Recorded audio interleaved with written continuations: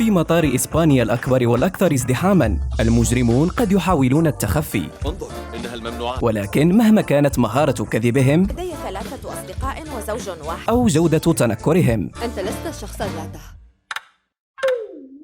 سوف يتم القبض عليهم. ادخلوا خلف الكواليس مع الفرق الأمنية المحترفة. توقفوا، نحن من الشرطة. أمن المطارات، مدريد، ابتداء من الأربعاء 8 يونيو على ناسيونال جيوغرافيك أبو ظبي.